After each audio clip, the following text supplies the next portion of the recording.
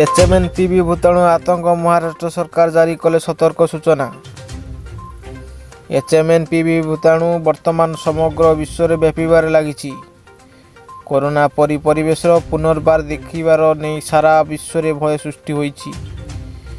एही समय खबर आसी जे HMPV भूताणु मध्य भारत में चिन्हट होईछि। India council of medical research अनुसार कर्नाटक HMPV भूताणु संक्रमण दुईटी मामला चिन्हट होईछि।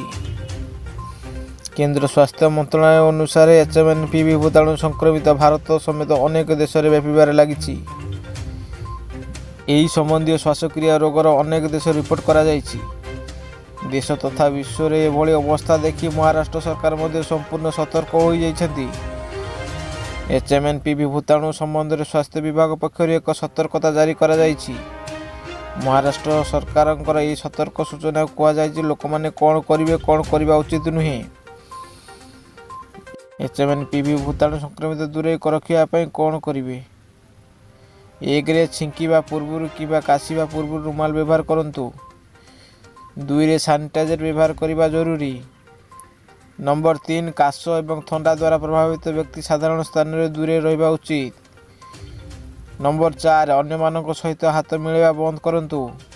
नंबर 5 गोटे टिश्यू पेपर किबा रुमाल बारंबार व्यवहार करंतु नहीं। नंबर 6 सर्वसाधारण स्थान में आदौ छेप पकांतु नहीं। नंबर 7 जदि कौनसी प्रकार संक्रमित होता है तेबे निजे औषध सेवन करंतु नहीं, डाक्तर सहित जोगाजोग करंतु। एपर्यंत एक जना पड़ी जे HMPV भूताणु संक्रमण लक्षण कोरोना भूताणु सहित सामान। तथापि HMPV भूताणु संक्रमित लक्षण संभवतः भिन्न होता है। यही समय मध्य देखा संक्रमित व्यक्ति काश ज्वर नाक दरज गला जंत्रणा अनुभव करि किछि लोकंक मुंड व्यथा एवं निश्वास नेबार असुविधा होई पारे। कर्नाटक HMPV भूताणु संक्रमित मामला रिपोर्ट करा जायछि। Bureau report Trisha news.